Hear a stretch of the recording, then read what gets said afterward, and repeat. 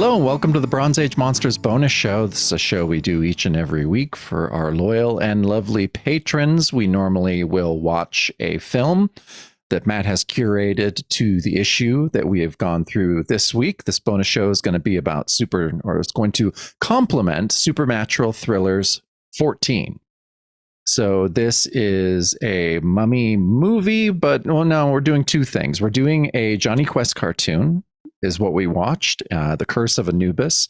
It's season 1, episode 3.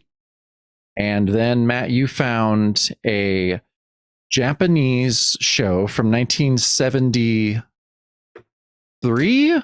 Yeah, it was made in 69 and like 70. It was shelved, aired in 73. That's right. Okay. And it's called A Mummy's Love. It's from Horror Theater Unbalanced. Horror Theater Unbalance. Yeah, and really cool anthology. And Matt's been saying it's much like the Japanese Night Gallery. And it was awesome, directed by Seijin Suzuki. So yeah, very, very cool. So yeah, that's what we're going to be talking about tonight. So jumping into Jonny Quest, a little of my own backstory. I loved Jonny Quest as a kid. I loved recently, well, it was maybe like 3 or 4 years ago now. Alicia got me the Blu-ray of it. And so we've watched a lot of it. Anyone who loves the Venture Brothers probably is at least aware of the existence of Jonny Quest, since so many of the elements and characters and everything comes from Jonny Quest. Venture Brothers is a love letter to Jonny Quest. Mm-hmm. And also of just like, what if Jonny Quest grew up? Like, and yeah, and it's brilliant. You know, the character design is by Doug Wildey, and yeah, it was funny. You know, he did work under Milt Caniff, and Alicia was saying that earlier when we were watching it, and she was just like, so like old school. Yeah, Terry and the Pirates kind of character design, and that you can definitely see that in this. I feel like, as far as Hanna-Barbera goes, maybe throughout the entire show or their whole existence, I think Jonny Quest is the coolest looking thing they've ever done, and it absolutely has the most badass theme song. Yeah, of any of the Hanna-Barbera stuff. Is Space Ghost, is that Hanna-Barbera? Yeah.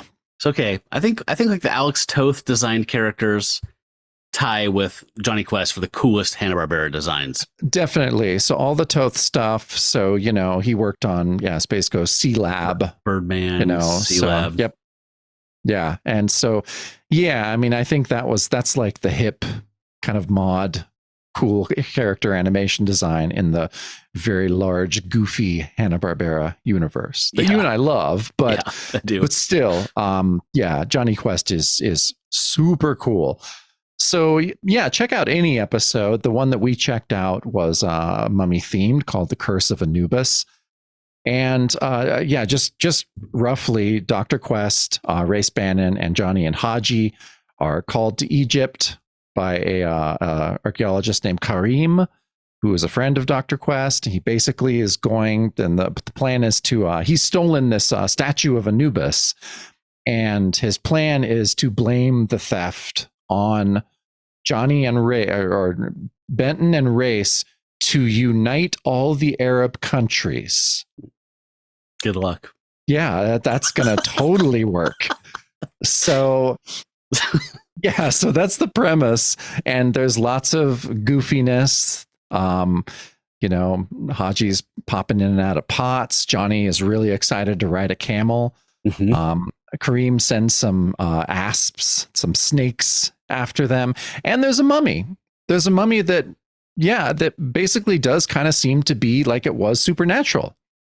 Yep, and looks freaking amazing. Looks like amazing. Claude Rains' Invisible Man like style. Like you can see beneath the wrappings, and like there's nothing under there. Like, it's so cool. It's so good. Yeah, the design of the mummy and how that was played off too. And it's Hanna-Barbera. You just expect, you know, the Old Man Jenkins reveal, but no, like he was a mummy. He was and that was the curse of Anubis. Like a lot of Kareem's underlings, they didn't even want people to say the word Anubis because they thought that would bring, it's a bad omen, that would bring bad luck. And so that was when they first saw the mummy. So curses are real. Mummies are real. I love that. Yeah.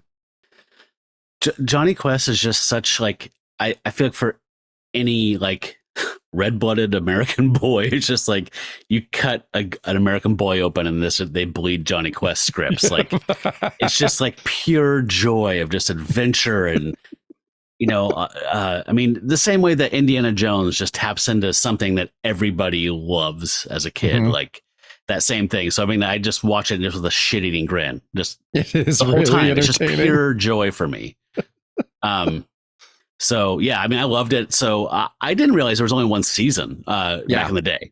So and I'd read some of the comics in the 80s. There's so many episodes in that first season. Yeah, it's like 26 or it's a lot.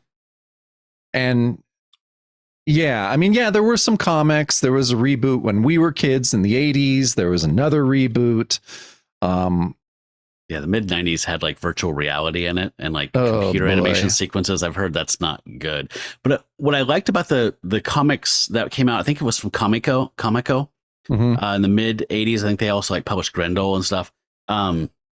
Was that Hanna-Barbera, like the showrunners approved them because they said like, as long as you follow these rules of the Jonny Quest universe, then you can use this name and license these characters. And so like they officially exist. Those issues are canon. And there's like 48 of them or something. There's a lot. Holy shit. And they're pretty good. Like I've read a few of them back in the day. I liked them. So they're cool. Yeah. I don't remember the 80s cartoon though, the reboot that well. I remember a little bit of that one just because I saw original Jonny Quest somewhere and I almost think it was KPTV 12. Oh, it was. That's right? where I saw it. Yeah. That's where I saw it. Yeah. I mean, and that was original Jonny Quest. I think it was an early Saturday morning, like sometimes early in the weekday, you got to see the Great Space Coaster if you woke up early enough. And I feel like on Saturdays, like in between Little Rascals and normal cartoons, that's where I would see Jonny Quest. That was definitely the early, like the sun was coming up. That was the first thing before the block of modern stuff started. That was like the old stuff they programmed. I was always super excited to watch that. Had my first 7 bowls of cereal. Yeah, exactly. Oh man. Yeah. No, I was thinking about that being like, okay, that had to have been when I first saw it. And it just made me very wistful for KPTV 12. Cartoon programming. I need to, so I've never like actually sat down, like watched all of them, I've just watched them here and there. So I'm definitely going to just plow through them and work through them over a month or two and just kind of watch one every weekend or something like that when I get up and have breakfast. I mean, the Blu-ray isn't that expensive and they look amazing.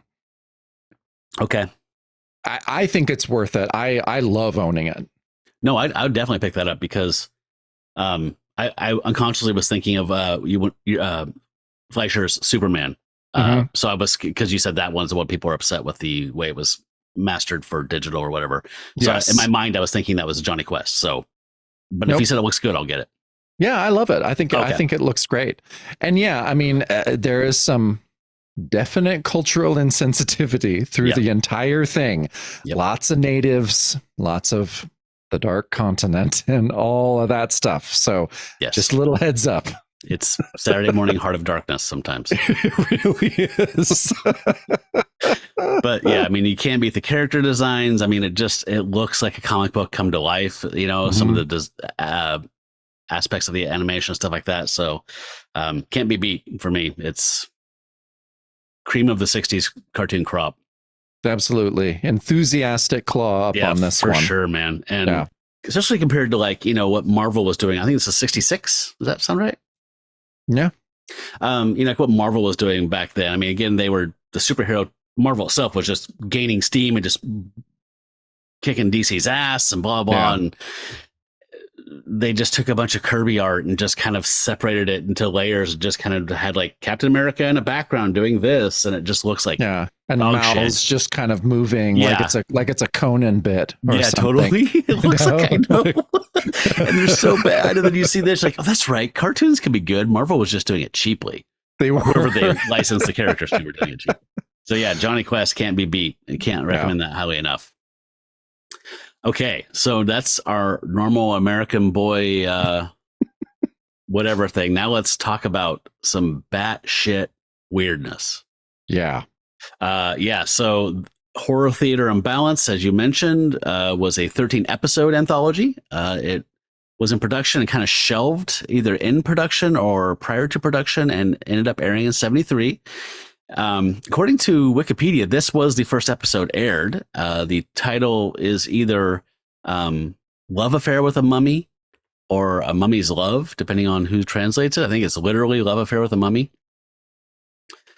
And wow, man, I dig into Japanese stuff. I like manga. I don't do much anime outside of like Studio Ghibli or, Miyazaki, but like, and I love horror manga. That's like my favorite type of manga. And I dig into the cultural stuff, like samurai comics as well, I guess. But, I like this is set in the Edo period, which is a lot of the films I like are set during that same time period of Japan.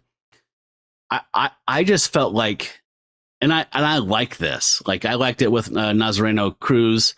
Like I like when you jump into another culture and you're just like, I don't have reference points. Like I have no compass here. I'm just, even if I'm a Catholic, the story's clearly rooted in Catholicism. And I'm still like, what the fuck are you talking about? Like, I love it. So I enjoy this, but man, was it strange. It's strange. It is strange. And I think, but the filmmaker, Seijin Suzuki, he's famous for this shit. Like his movies are weird and crude and irreverent, but also like dark and kind of beautiful at times. Best example of that is Branded to Kill, which I definitely recommend people checking out. It is really, really great. It is weird. It's about like a underworld assassin who has a fetish for I think it's women smelling cooked rice. Yep. Yeah. I forgot about that. So I can't remember why America discovered him. I don't know if Tarantino said something in the 90s or something, but he blew up in America in the 90s and Criterion issued them on VHS, like these nice, like Branded to Kill and like two other of his films, like the Beast, something Beast and Tokyo Drifter. And there's a third one that has Beast in the name, but those ones like came out as like a set or a release in like 1 year, and he just like all American film people went nuts when they saw him, and they should have. I mean, they should have, but it was Tarantino and maybe Rodriguez and some other of those, the 90s bad boy indie guys loved him, and he was because of Branded to Kill, basically, he was like blacklisted for a long time. He was ostracized in the Japanese film community just because Branded to Kill was, I guess, very offensive and weird. And so, he just did little jobs, but and still made movies. But he was just in America. No one knew about him until the 90s. Yeah, that's definitely the impression I got from poking around and looking him up. And I need to see his stuff again because it's been 20 years easily since I bet I saw Branded to Kill maybe like 15 years ago, I think. Yeah. So I'm definitely want to do a rewatch. Tokyo Drifter too. Yeah. So his direction in this is amazing. I hesitate to try and say what this is about, but it's told from the perspective of a woman who is visiting an old professor of hers because following up like on a legend or about some text, about a Buddhist monk who basically went into suspended animation and was buried like alive and achieved some type of state. I forgot the name for it, NYO something, but this kind of suspended animation state.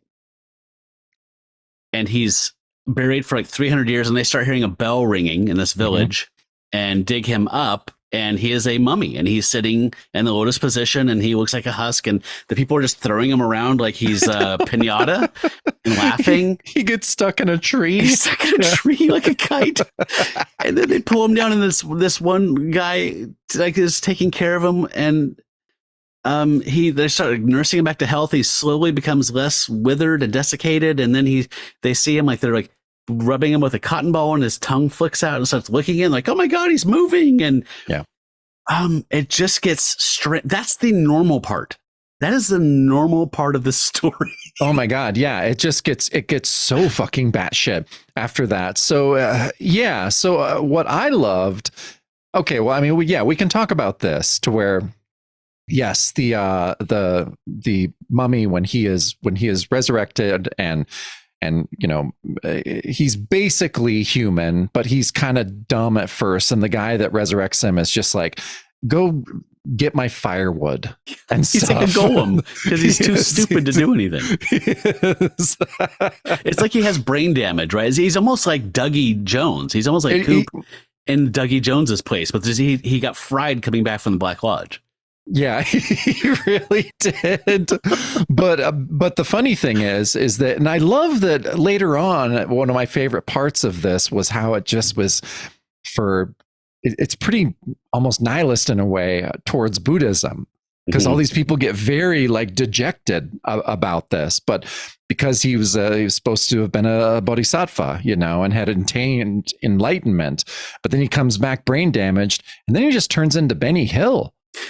Yes, I mean I think that is the most like commentary, right, on things, is like this guy attained that state, and then he comes back and he's kind of fried, and all he does is just, like you said, he just is sex obsessed. Yeah, runs after women. And what do they call him? Like the something Joe, like shit, I know. It's not Zombie Joe, but it's something like that, where they just call him like nickname and laugh. He's mocked by everyone. At first they revere him, and then when it's revealed that he is not the saint, he is a sex obsessed moron.